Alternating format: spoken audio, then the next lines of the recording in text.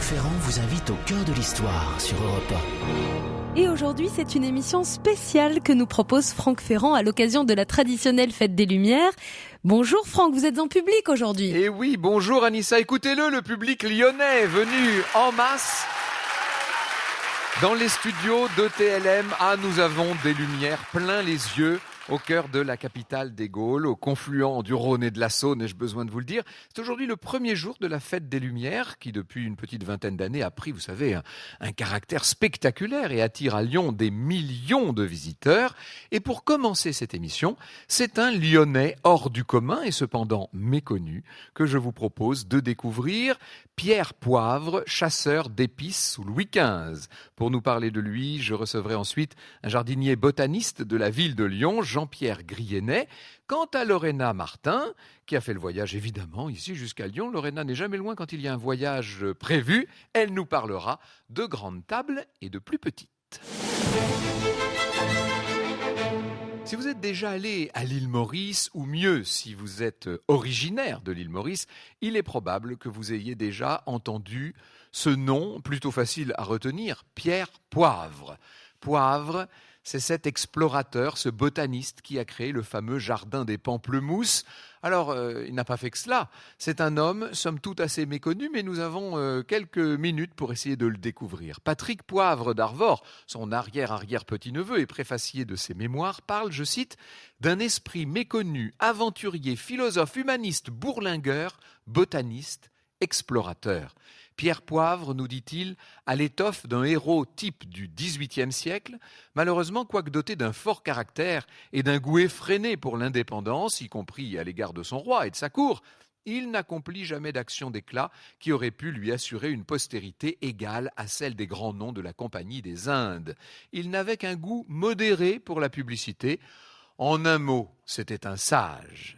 Oui, c'était un sage sans doute, mais un sage dont la vie ressemble furieusement à un grand roman d'aventure, roman dont il a laissé des traces, parce que quand même, il faut le dire, et ça c'est ce qui nous intéresse, nous, c'est que cet homme a écrit des journaux, il a laissé des mémoires de voyage, des lettres qui révèlent tout le suc du personnage. Alors, où est-ce que tout cela commence ? D'après vous, pourquoi est-ce que nous parlons aujourd'hui de Pierre Poivre ? Évidemment, ça commence à Lyon.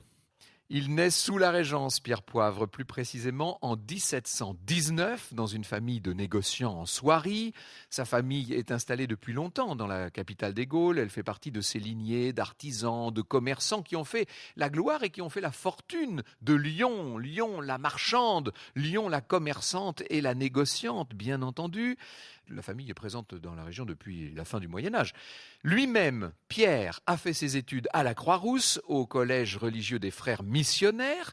Il va devenir un frère missionnaire à son tour. Il poursuit sa formation à Paris, notamment au sein des missions étrangères. Alors, on est vraiment en présence du bon élève, doté d'une incroyable, magnifique agilité d'esprit, comme on en croisait tant en cette période du début du XVIIIe siècle. Il se passionne en particulier pour deux disciplines, les sciences naturelles et la botanique. Lorsqu'il n'a que 21 ans, donc 21 ans c'est assez facile, il est né en 1719, donc nous sommes en 1740, en plein milieu, en plein cœur du règne de Louis XV, Pierre Poivre suit son chemin, il est envoyé en Chine pour une mission d'évangélisation.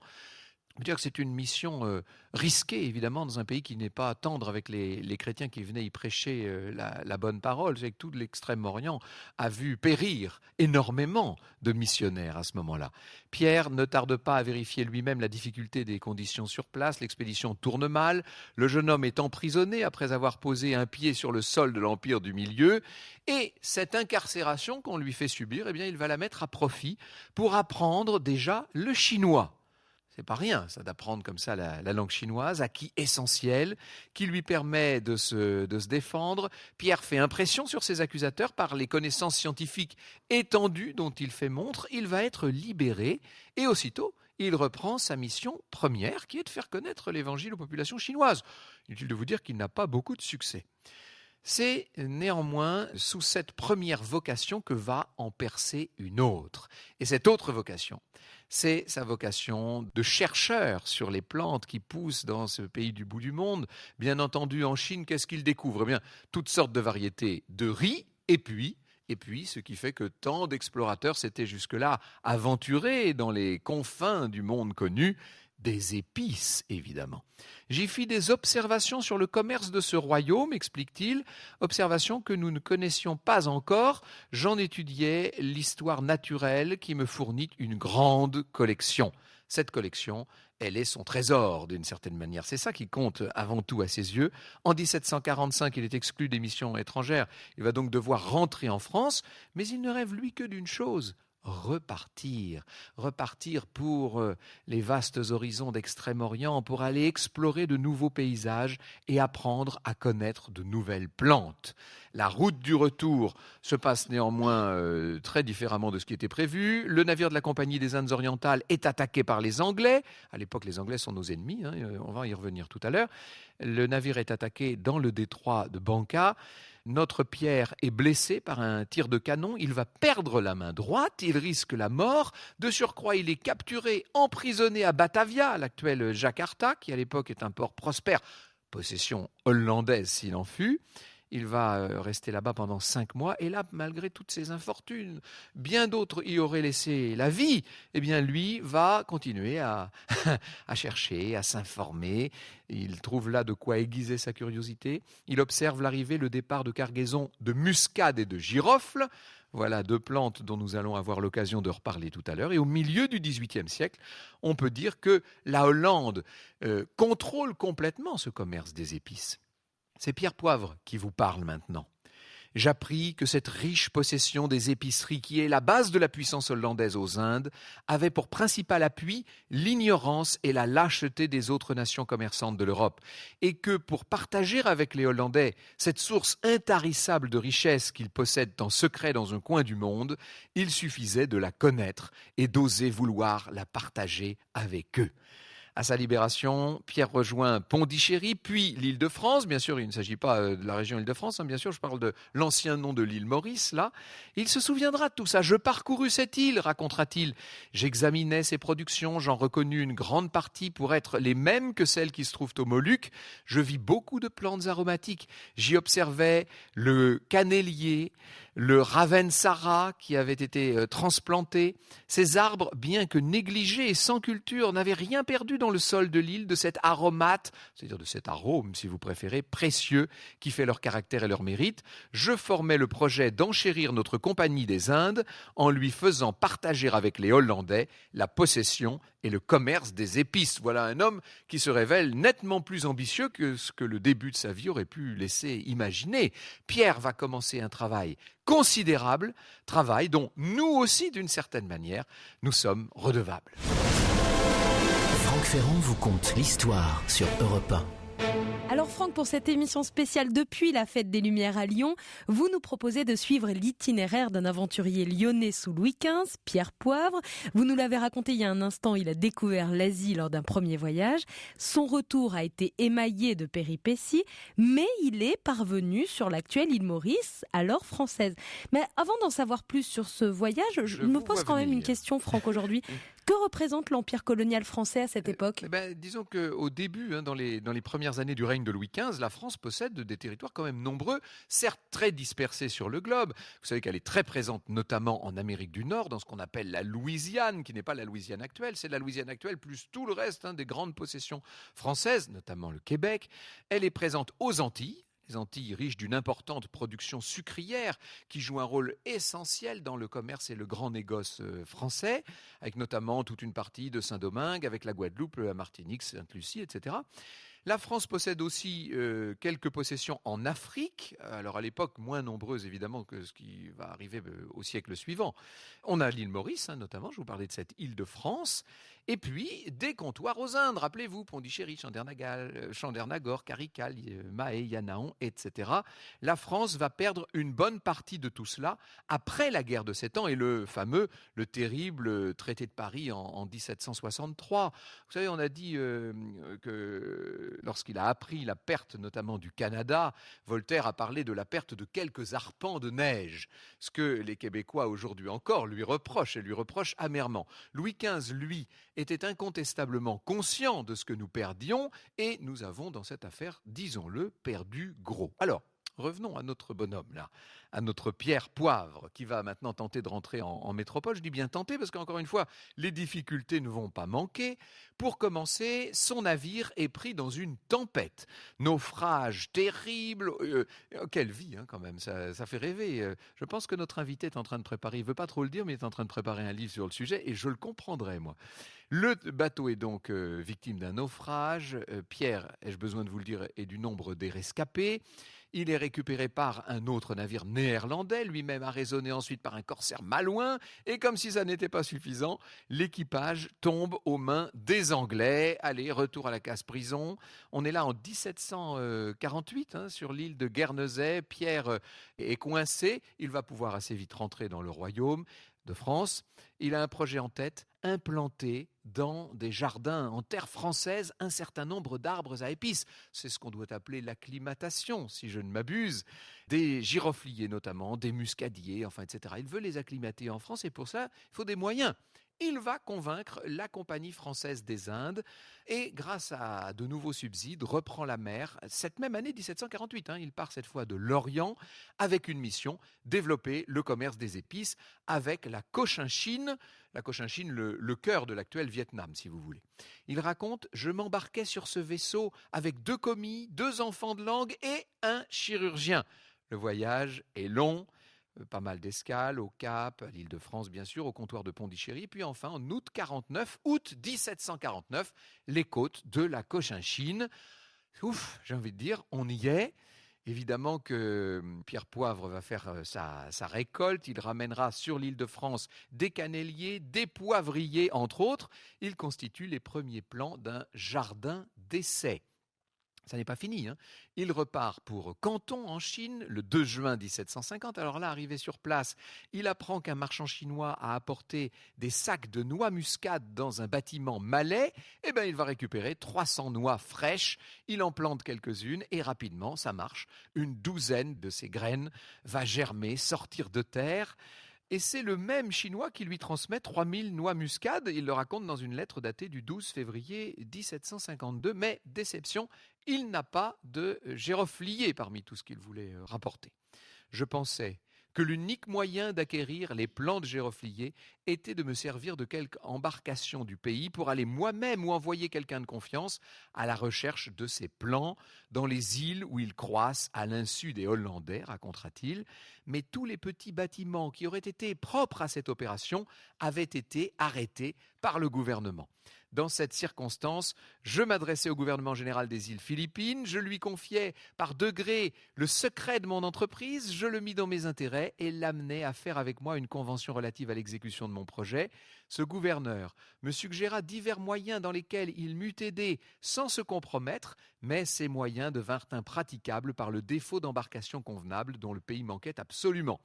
Enfin, il me proposa de lui-même, comme le plus sûr de tous les expédients, de demander à nos îles une frégate, à condition qu'elle ne paraisse à Manille que sous un pavillon asiatique suivant l'usage. Nous convînmes de l'état de cargaison que cette frégate devait apporter. Ça va pas très bien fonctionner cette opération, disons-le. Finalement, Pierre rentre tout de même triomphalement avec 5 muscadiers. Il en avait embarqué 19 au départ. Il débarque avec 12 plants à Pondichéry. Le directeur du jardin d'essai de l'Île-de-France récupère tout ça. Ce sont quelques plants qui ne suffisent pas à l'ambition de notre botaniste. Il explique lui-même « J'avais déjà rempli, seul et sans secours, la moitié de ma mission. Il ne me restait plus à acquérir que les girofliers. » Ah, il les veut, ces girofliers. Alors, en 1754, il reprend la mer, il a 35 ans, il tente d'accoster aux Moluques. En vain, il s'arrête sur l'île de Timor où il récupère des plants, des noix muscade. Je les trouvais presque sans aromates, dit-il, c'est-à-dire avec beaucoup moins d'arômes que ce qu'il aurait voulu. Je regardais ces plants comme une espèce sauvage qui ne pouvait servir que pour la curiosité. Il est bientôt de retour sur l'île de France avec ses plants, avec des esclaves, de la cire brute. Mauvaise surprise, les plants ne veulent rien savoir, si je puis dire. Ils ne prendront pas, ils sont morts. Le responsable a l'air tout trouvé, c'est le directeur du jardin d'essai. Et là, on peut dire de Pierre Poivre qu'il est fâché contre le missionnaire qui aurait délibérément empêché leur développement. Le seigneur Aublet, nous dit-il, trouvé pendant la nuit à rôder autour du jardin, ne peut être que soupçonné d'un mauvais dessein. Ah, ça lui fait pas plaisir, ça, à Pierre Poivre. Du coup, il décide de rentrer à Lyon. Franck Ferrand vous conte l'histoire sur Europe 1. Vous avez quitté la rue François 1er à Paris, Franck, pour une émission spéciale depuis la Fête des Lumières à Lyon, où vous nous proposez de suivre l'itinéraire de cet homme, Pierre Poivre, cet aventurier, qui décide de rentrer à Lyon. Oui, il va rentrer à Lyon. On est en 1757. Cette émission est en public, je le signale pour les auditeurs qui ne nous verraient pas en ce moment sur les antennes de TLM. Le public est là, il est présent, le public lyonnais. Donc, Pierre est de retour en France métropolitaine en avril 1757. À ce moment-là, il a 38 ans et il raconte « Je me présentais à la Compagnie des Indes dès le mois de mai, mais je ne pus obtenir de réponse qu'à la fin de septembre. Cette réponse fut qu'on n'avait aucune connaissance des opérations que j'avais faites aux Indes. Il y avait cependant un carton rempli de mes lettres, journaux, mémoires et autres pièces que j'avais envoyées annuellement. » C'est quand même incroyable, le pauvre homme qui était convaincu qu'on suivait haletant toutes ces pérégrinations à travers le monde et qui se rend compte que tout le monde s'en moque en vérité. Quand même, les autorités vont reconnaître son œuvre. Le roi Louis XV l'anoblit. Il va devenir un homme célèbre, Poivre. Il est le grand savant botaniste que l'on reçoit à l'Académie royale, dans les beaux salons parisiens. Sa future femme n'a que 9 ans à cette époque, mais elle se souvient de cet homme de retour sur ses terres. C'est elle qui parle cette fois. « Je me rappelle encore ce jour où tu rentras dans ta ville natale, ce jour où, avec ta respectable mère, ton frère, ta belle-sœur, modèle de toute vertu, avec mon vieux père, avec un concours de bons citoyens, nous allâmes au-devant de toi où je te vis pour la première fois. Tu n'avais pas encore 40 ans et cependant, que de choses tu avais vues, que de choses tu avais faites. Je te vois encore tel que tu étais dans ce jour qui ne s'effacera jamais de mon cœur. Ta physionomie était douce et calme. Elle exprimait la bonté, la bienveillance. Ah, elle le voit avec les yeux de l'amour, la gamine. Tes yeux noirs étaient pleins de vivacité. La taille était élevée. Une dignité naturelle régnait dans ton maintien. La noblesse de ton âme se peignait dans tes traits. Oh, n'en jetez plus. Les aventures de Pierre, à ce moment-là, ne sont pas encore terminées. En 1766, il est nommé grand intendant des îles Mascareignes. Le voilà donc à Port-Louis en 1767. Là, il a près de 50 ans. Il monte une nouvelle expédition vers où, d'après vous ? Eh bien, vers les Moluques, qui l'obsèdent littéralement. Alors là, lui, en raison de son âge, cette fois, ne prend pas la mer, mais l'expédition n'en est pas moins une réussite. Un chef local va céder à l'envoyé de Pierre Poivre d'importants plants de muscadier et de girofliers. Ça y est, la raison de cette cession, il avait eu maille à partir avec les Hollandais, ce bonhomme, et il a voulu se venger, tout simplement. Ces plans sont donc rapportés sur l'île de France et sur l'île Bourbon, et puis expédiés dans d'autres territoires français, les Seychelles, jusqu'en Guyane. Sur l'île de France, Pierre va créer un jardin sur sa propriété, jardin connu aujourd'hui sous le nom de Jardin botanique des Pamplemousses. C'est très célèbre là-bas, bien entendu. Il s'étend sur 37 hectares de nos jours, non loin de Port-Louis, au nord de l'île. En 6 ans, Pierre participe au développement de l'île, il y organise les plantations, il va briser les monopoles des Hollandais sur les épices, et il acclimate girofle, muscade, poivre, cannelle, pas seulement, des espèces végétales comme des arbres fruitiers, fruits à pain, litchi, manguier, badamier, mangoustan, cacaoyer, canne à sucre évidemment, etc. Nous voilà en plein dans les rayons d'une épicerie fine, si je puis dire. Grâce à Pierre Poivre, l'Europe et plus spécialement la France vont connaître de nouvelles saveurs. Bonjour Jean-Pierre Grillonnet. Bonjour. Merci d'être avec nous aujourd'hui à Lyon. Vous êtes chez vous, si je puis dire, et vous êtes doublement chez vous parce qu'on peut dire que cette vie de Pierre Poivre, vous la connaissez bien. Poivre, un nom prédestiné, si j'ose dire. Oui, Pierre Poivre, il s'appelle, c'est le hasard un petit peu qui s'appelle Poivre. Mais... Parce qu'on parlait déjà de poivre avant, il faut le dire. C'est pas lui qui a donné son nom à l'épice rare. Non, pas du tout. Mais le nom de famille Poivre, c'était très courant au XVIIIe siècle, notamment à Lyon. Oui. Alors, il est d'une famille lyonnaise. Il n'est pas né sur les bords d'une mer ou d'un océan, cet homme-là. Il n'a pas traîné ses guêtres dans les ports étant jeune. D'où lui vient cette espèce de soif de voyage ? C'est forcément la passion pour les plantes tropicales. Toutes ces plantes qui arrivent de très très loin, puisque quand on part chercher des épices et d'autres plantes utiles, eh bien, il faut des mois de bateau et En fait, il a envie de voyager, il est missionnaire au départ, ne l'oublions pas, hein, c'est un homme de la religion, tout à fait au oui, départ. mais ça l'a pas trop intéressé, hein. Il était plus intéressé par les végétaux et le commerce international. Et il n'est pas resté missionnaire parce que ses responsables, en fait, tout simplement, lui reprochaient d'être beaucoup trop gourmand, trop curieux et de s'intéresser beaucoup plus aux végétaux que sa mission principale. Oui. C'était un marchand, il ne faut pas l'oublier, hein, c'est un négociant, c'est un homme qui a un sens de la géopolitique, qui veut tailler des croupières aux Hollandais, c'est même quasiment une obsession chez lui. Son but quand même, derrière les plantes rares, derrière les saveurs et les arômes, ce qu'il appelle les aromates, c'est quand même bien de faire fortune. Non. Non. Non, c'est un gentil. En fait, il fait ça. En fait, il s'est aperçu qu'en voyageant, il s'est toujours intéressé au peuple qui cultivait les végétaux. Et autant en Afrique, il trouvait que les peuples consommaient principalement du manioc 3 fois par jour. Il trouvait que c'était assez léger dans sa façon de vivre, alors qu'il adorait la vie en Asie. Et il trouvait que les Chinois, par exemple, passaient leur temps à cultiver les terres. Il admirait les rizières, par exemple. Alors on va y venir, on va venir sur l'ensemble des découvertes qu'il a faites, des acclimatations qu'il a également réussies, elles sont nombreuses. Avant cela, je voudrais qu'on parle un peu de Lyon et de ce qu'il y a de botanique à Lyon. Europe 1, au cœur de l'histoire. Franck Ferrand. Alors Franck, aujourd'hui vous avez quitté la rue François 1er pour le cours Lafayette à Lyon, puisque vous nous proposez une émission au cœur de l'histoire depuis les studios de TLM Télé Lyon Métropole, une émission consacrée à Pierre Poivre. Et votre invité Franck est Jean-Pierre Grienet, il est jardinier botaniste au jardin botanique de la ville de Lyon. Il existe depuis quand ce jardin botanique de Lyon, Jean-Pierre Grienet ? Il a été fondé en 1796 sur les pentes de la Croix-Rousse entre le Rhône et la Saône. Mais bien avant, il y avait déjà plusieurs jardins. Oui. Il y a une tradition de la botanique dans la région. Il y a en tout cas un climat favorable, il faut le dire quand même. La région Rhône-Alpes, en fait, quand on fait un rayon autour de la ville de Lyon, un rayon de 80 km, il y a tellement de biotopes différents que le botaniste, le naturaliste qui a envie d'étudier les végétaux, il a presque tout sur place. Oui, il est gâté ici en fait. Tout à fait. Pierre Poivre avait visité, quand il était enfant, il avait visité des jardins un peu hors du commun, un peu extraordinaires. Est-ce qu'on sait ça ? Est-ce qu'on a un moyen de le savoir en tout cas ?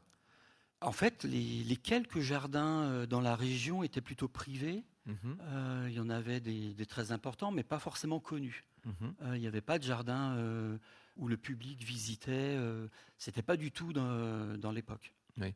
Lyon est quand même une ville. Alors bon, évidemment, on pense tout de suite à la soierie, etc. Ça, on aura l'occasion d'en reparler pendant le cours de cette émission. Mais Lyon est aussi une ville qui très tôt s'impose par sa dimension culturelle, si je puis dire. Il ne faut pas oublier que c'est la grande ville de l'imprimerie quand même, et qu'il y a beaucoup de savants dans cette ville. Et qui dit savant dit souvent botaniste, non ? Il y en a eu d'ailleurs des botanistes connus à Lyon. Hein. À Lyon et dans la région, il y a plein de botanistes, de naturalistes. En fait, il faut plus oui, dire alors voilà, naturaliste. c'est vrai, si vous avez raison. Oui. Parce qu'en fait, à l'époque, on s'intéressait aux sciences naturelles, donc aussi bien la botanique, les insectes, les animaux, la géologie, tout ce qui est sciences naturelles. Et donc, parmi les noms qu'on peut citer, Claret de la Tourette, Claret de la Tourette, Philibert de Commerson, les Jussieu, quand même. Oui, Bernard sûr, de Jussieu, c'est quand même un des plus grands botanistes qu'on a eu en France. Il a été médecin du roi, botaniste de Louis XV. C'est lui qui avait passionné Louis XV pour la botanique et qui lui a fait construire ses premières serres à Versailles. Hein, c'est quand même assez extraordinaire. Ouais. Et puis l'abbé François Rosier, le bien nommé. Tous ces gens donc montrent qu'il y avait quand même une prédilection de cette région lyonnaise pour le sujet de Pierre Poivre d'une certaine manière. Alors lui s'est trouvé amené par les circonstances que j'ai racontées à voyager énormément, et ce qui le passionne, ce qui le captive notamment dans le cours de ses voyages, ce sont les plantes rares, celles qu'on n'a pas encore réussi à acclimater en France. L'acclimatation est une chose qui existe depuis déjà longtemps, depuis le XVIe siècle au bas mot. Hein, si depuis les premiers jardins botaniques, voilà, au XVIe siècle, XVIIe et puis bien après. Mais encore aujourd'hui, quand on découvre des nouveaux végétaux, on veut les acclimater. Et acclimater une plante, c'est pas rien, parce qu'il faut connaître le lieu où elle grandit, comment elle pousse, son climat, le sol, son exposition.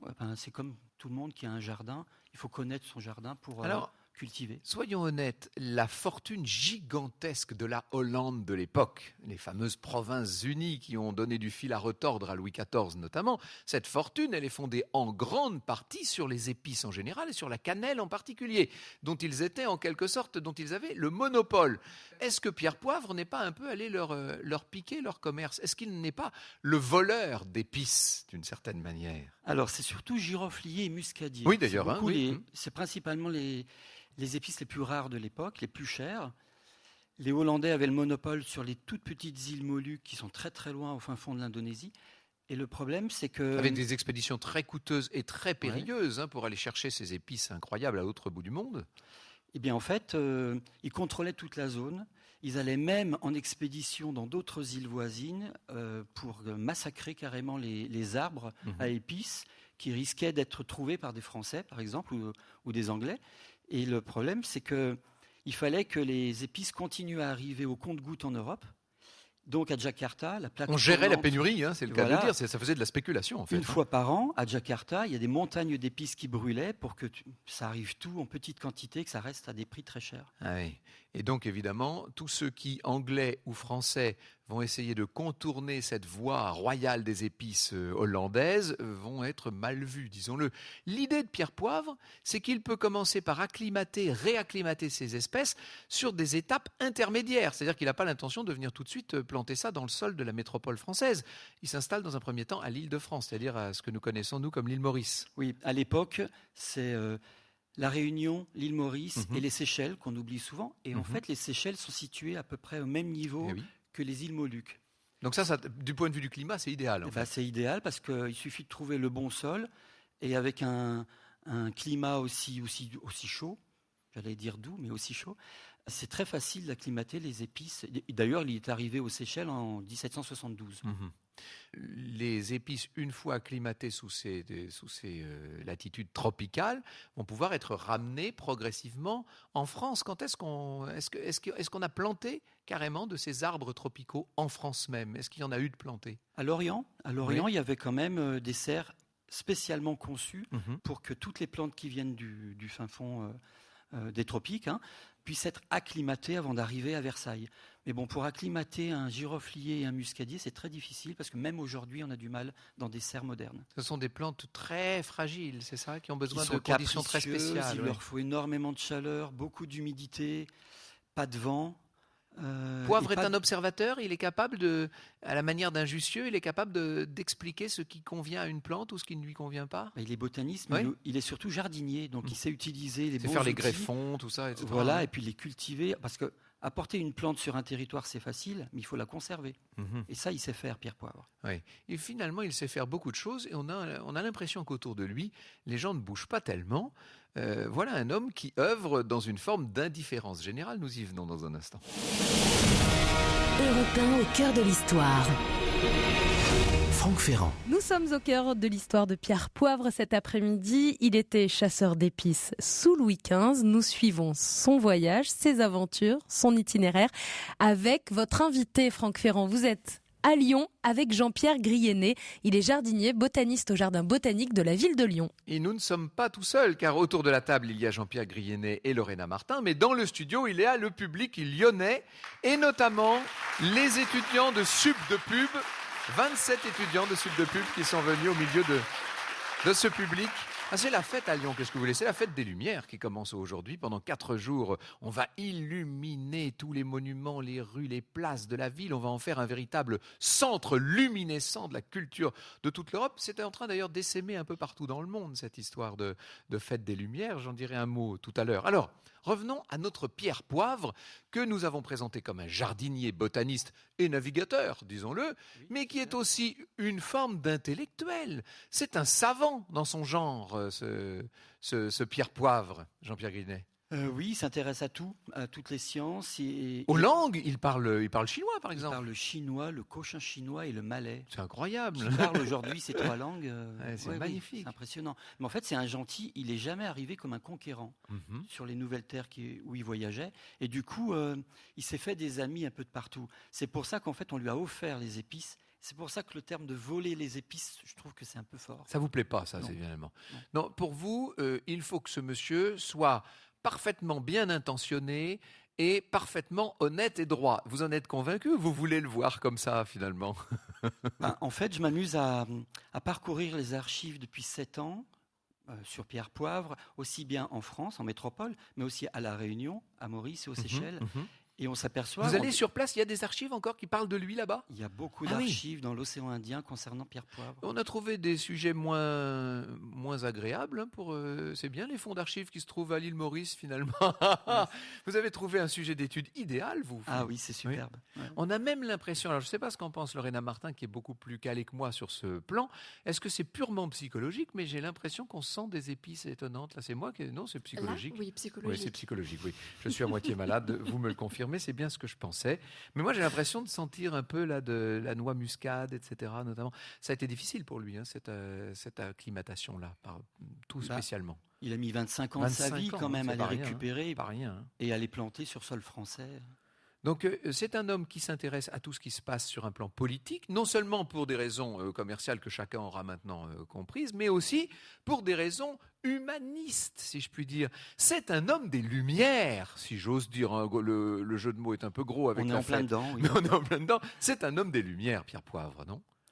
Eh bien, en fait, quand il a été intendant des Îles-de-France et de Bourbon, il a vraiment amélioré le sort des esclaves, la vie des habitants, parce qu'il faut vraiment se dire qu'à l'époque, quand on était colon, la vie n'était pas géniale quand même là-bas. On manquait de nourriture, la vie était extrêmement difficile.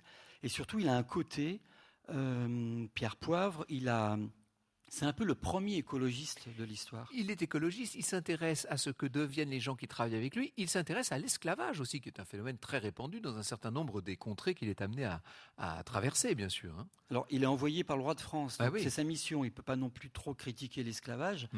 Mais néanmoins, il arrive quand même à améliorer le sort des esclaves, notamment sur le poids qu'ils peuvent porter, le fait de se marier. Il y a quand même une amélioration qui est faite à cette époque. Vous parlez du roi de France. Quel est son rapport avec l'administration? On a l'impression qu'il a fait tout ça dans une forme d'indifférence et qu'on ne l'a pas beaucoup aidé depuis Versailles, depuis Paris, depuis Lyon, en fait. Alors, il est très loin de tout en même temps, c'est vrai. Il y a le ministre Bertin, entre autres, très important. était son ami. Donc il a été soutenu quand même par certains ministres. Et le problème, c'est qu'il avait beaucoup d'ennemis qui n'avaient pas du tout envie de voir l'introduction des épices dans ces îles-là, puisque pour certains, c'était des îles qui devaient servir uniquement comme escale pour aller faire la guerre en Inde. Alors, il ne faut pas oublier qu'on est à Lyon, que les parents de Pierre Poivre étaient lyonnais, qu'il travaillait dans le monde des étoffes, hein, de la passementerie en l'occurrence, et donc il s'est intéressé forcément aux plantes de teinturerie, j'imagine. Il a passé plusieurs années de sa vie en Inde, du côté de Pondichéry, pour justement étudier plein de plantes tinctoriales locales, pour se dire, il avait envie que ces plantes, si on arrivait à les cultiver en bord de Saône, par exemple, à côté de Lyon, on pouvait trouver d'autres couleurs qui allaient se retrouver sur les étoffes de soie. Où meurt-il? On imagine que ça va être dans une île très lointaine, sous des cocotiers incroyables, et vous nous dites, non, il est mort ici, il est mort à Lyon. Il est mort place Bellecour, aussi place Bellecour. Contrairement à ce que plusieurs biographies... Oui. Il y a beaucoup de biographies qui racontent qu'il est mort dans sa propriété à Saint-Romain-au-Mont-d'Or. Il est mort place Bellecour dans son appartement qu'il louait, parce qu'il était souvent sollicité à Lyon, notamment à l'Académie des Arts et Lettres de Lyon. En fait, j'ai dit tout à l'heure qu'il était né en 1719, il meurt en 1786, il a couvert l'ensemble du XVIIIe siècle, hein, tous les règnes de Louis XV et Louis XVI, et même une toute petite partie de la Régence. 1719, si je ne m'abuse, il suffit d'ajouter 300 ans, ça va bientôt être le tricentenaire de Pierre Poivre. J'espère que vous allez célébrer cet événement comme il se doit. Alors c'est prévu, on vient de terminer un colloque au mois d'octobre qui a réuni à peu près 70 personnes, des spécialistes, des passionnés, des enseignants, des chercheurs, des historiens qui ont déjà travaillé sur Pierre Poivre. Et le but, c'était qu'ils se rencontrent. Et là, ils commencent à se mettre en place des projets sur Lyon, mais aussi dans l'océan Indien. Des projets botaniques, des projets botaniques, culturels.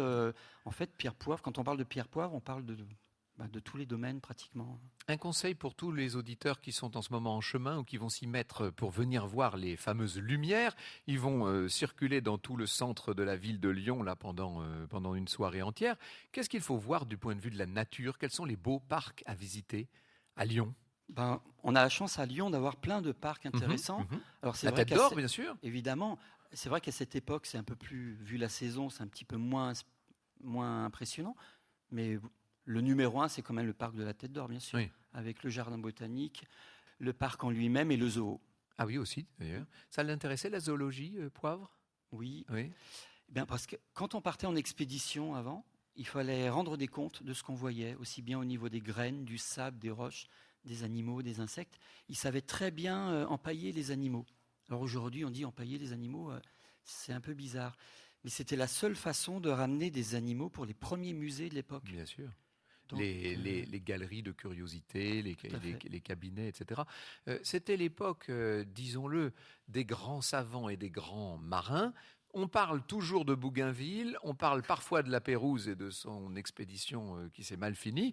On oublie Pierre Poivre. Eh bien, j'espère que nous aurons aujourd'hui contribué, ici à Lyon, au milieu du public lyonnais, à parler enfin du Lyonnais Poivre. Dans un instant, nous abordons la fête des Lumières elle-même. Europe 1, au cœur de l'histoire. Franck Ferrand. Aujourd'hui, Lyon lance sa traditionnelle fête des Lumières et vous êtes sur place, Franck Ferrand, pour cette émission spéciale consacrée à Pierre Poivre. Et d'ailleurs, vous allez nous emmener maintenant au cœur de Lyon. Vous allez nous faire visiter la capitale des Gaules, Franck. Et vous voyez comme c'est la fête, Anissa, ici. Oui, on va parler de cette extraordinaire fête des Lumières qui est devenue un événement maintenant, on peut dire, international.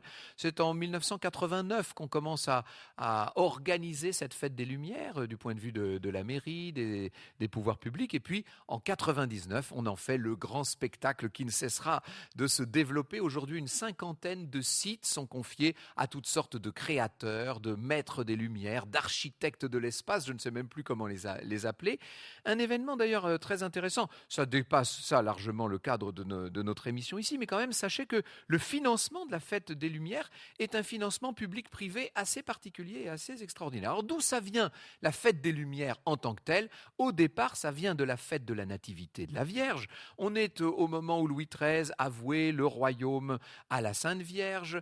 À la fin de son règne, en 1643, il y a des épidémies de peste considérables dans toute cette région rhodanienne et on fait un vœu, vous savez, c'est le fameux vœu des échevins, c'est-à-dire que le corps municipal de Lyon fait un vœu à la Vierge Marie pour protéger la cité, et c'est pour rendre grâce à la Vierge qu'on organise cette première procession de la Nativité de la Vierge. Ça a donc lieu, ça forcément, le 8 septembre 1643. Alors vous dites, pourquoi passe-t-on du 8 septembre au 8 décembre? Eh bien parce qu'en 1852, les choses ont changé. En 1852, on devait inaugurer sur la colline de Fourvière une statue de la Vierge sur une chapelle. Et il n'y avait pas encore la grande basilique de Fourvière, bien sûr, à l'époque. Et il se trouve que des crues, des intempéries, etc. ont rendu très difficile l'installation. Donc, les organisateurs de la manifestation ont décidé de tout repousser de 3 mois. Du 8 septembre, on est passé au 8 décembre. Sauf que même le 8 décembre de cette année 1852, on est quelques jours seulement après la proclamation du Second Empire, d'ailleurs. Même ce 8 décembre, les conditions climatiques ne sont pas réunies. On avait notamment prévu des embrasements, des feux de Bengale, des feux de joie, etc. dans tout Lyon. Tout ça a pris la pluie, les pétards sont mouillés, si je puis dire, et on se dit qu'on va être obligé, une fois encore, d'annuler la fête. Sauf que, vers la mi-journée, vers 15-16 heures, il se met à faire beau, et même très beau, il se met à faire sec, et les Lyonnais, de leur propre chef, vont spontanément décider d'illuminer leurs fenêtres, ils vont mettre des lampions, des lumignons, ils vont faire de même de Lyon la ville lumière. On n'est donc plus le 8 septembre, là, on est bien le 8 décembre 1852, et depuis, c'est pour commémorer ce moment extraordinaire, c'est pour commémorer dans la foi, car il s'agit au départ bien d'une manifestation d'ordre religieux, c'est pour commémorer cette grande fête de 1852 qu'on a continué d'allumer des lumières aux fenêtres. Alors, je vous l'ai dit, à la fin des années 1980 et surtout à la toute fin du XXe siècle, les choses ont pris un tout autre tour. C'était intelligent d'ailleurs de la part des autorités de l'époque, c'était intéressant d'utiliser utiliser ce tout nouvel art qu'on appelle le mapping, qui consiste à projeter sur les monuments, sur les façades, comme des espèces de rideaux de lumière qui viennent habiller les architectures, qui les épousent, qui les magnifient, qui les font vibrer et parler, qui leur donnent en quelque sorte vie. Ça, c'est magnifique. C'était une très bonne idée d'utiliser cette technologie au service de ce qui est devenu maintenant une grande fête, un grand événement. Alors, évidemment, certains d'entre vous se disent « Oh là là, mais il va y avoir un monde fou ». Bah oui, ça évidemment, si vous venez dans une grande manifestation comme ça, il va y avoir un monde fou. Mais ça fait partie de la fête, ça fait partie du plaisir, et puis ça tient chaud aussi, il faut bien le dire, à partir des heures tardives dans le froid de ce début du mois de décembre. Oh, le froid, allez, on va dire la fraîcheur lyonnaise, les brumes, il y a de moins en moins de brumes dans Mirlingue la brumeuse. Certains le regrettent d'ailleurs, mais ça nous entraînerait sur un autre plan. Moi, je vous dis une chose, venez à Lyon, venez profiter de ce spectacle qui vous en mettra plein la vue. Ce sont encore une fois une 50aine de sites qui sont illuminés, qui se mettent à parler, à bouger. C'est comme si d'un seul coup, le paysage se transformait en être vivant. C'est tout simplement décillant, c'est spectaculaire et c'est inoubliable. Au cœur de l'histoire sur Europe 1. Bonjour Lorena Martin. Bonjour Franck. Alors, vous êtes chez vous à Lyon, vous. Évidemment, quand on parle de gastronomie, quand on parle de bonnes tables, etc., on est ici non seulement dans le primatia catholique des Gaules, mais on est aussi dans la capitale de la gastronomie en France. Oui, complètement. Cette tradition remonte même au Moyen-Âge, à la Renaissance. Après Paris, c'est la ville la plus étoilée de France. Si on prend la référence du guide Michelin, quand on parle de Lyon, on pense à la lumières, rosette. Tout ça est glamour. On pense à la rosette, au saucisson brioché, à la quenelle, nature au brochet, à la cervelle de Canut. C'est cette spécialité fromagère baptisée ainsi en référence aux ouvriers de la soie, appelés les canuts, ou encore à la praline, en tarte ou en brioche. Et en fait, cette tradition est liée à sa situation géographique. Le célèbre chef Paul Bocuse parle d'un carrefour, puisqu'à proximité se trouvent les vignobles de Bourgogne, les coteaux du Lyonnais, le Beaujolais, le vignoble de Savoie, etc. Ça, si on veut des matières premières extraordinaires, ici, c'est ça en incroyable. regorge. Les viandes avec la volaille de Bresse, les fruits et primeurs de la vallée du Rhône. Lyon a toujours été une ville aussi plutôt riche, ce qui fait que par tradition, les bourgeois lyonnais ne recevaient pas forcément chez eux, mais se rendaient au restaurant. Et ces restaurants, on en a vu certains naître dès le 19e siècle, qui sont restés de grandes tables. Alors, il y a ici de véritables temples de la gastronomie. Vous allez les citer quand des même. Adresses parce qu'on comprendrait. Vous avez parlé de Paul Bocuse, bien sûr. Comme Paul Bocuse, à Collonges-au-Mont-d'Or, qui est 3 étoiles portées depuis 1965. Vous avez la Mère Brasier, rue Royale, à Lyon. On avait raconté sa vie il y a quelques années. Eugénie Brasier, tout à fait. Et c'est une maison vraiment emblématique que Mathieu Vianney, un jeune chef, a repris depuis quelques temps. Il est 2 étoiles. Il y a Guy Lassaucé à Chasselet, la Pyramide à Vienne, qui est l'ancien fief de Fernand Point, qui a été repris par Patrick Henri Roux, et bien sûr Christian Tête-d'Oie sur la colline de Fourvière, et puis l'auberge de l'île Barbe par Jean-Christophe Ansané.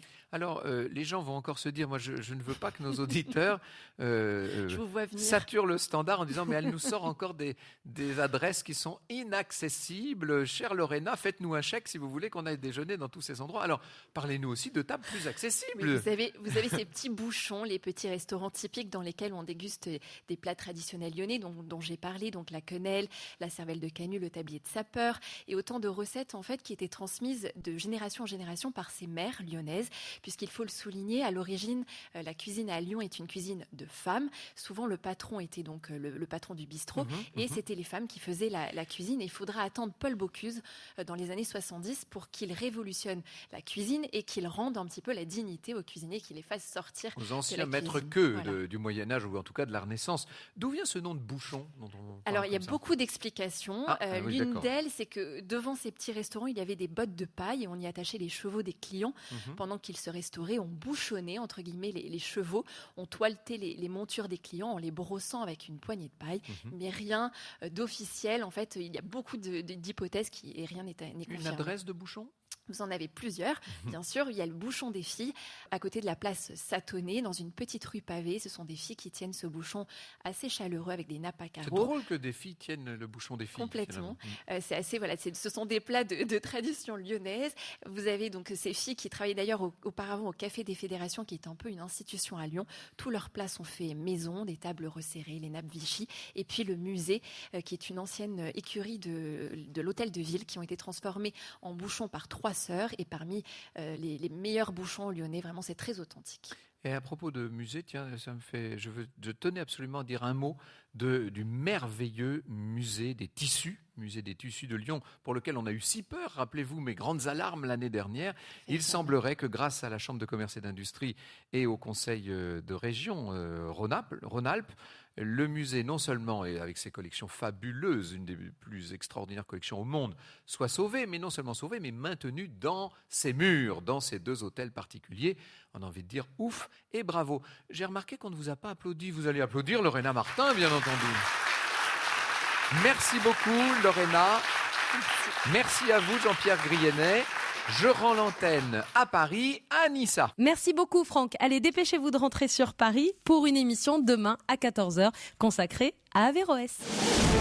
Au cœur de l'histoire sur Europe 1.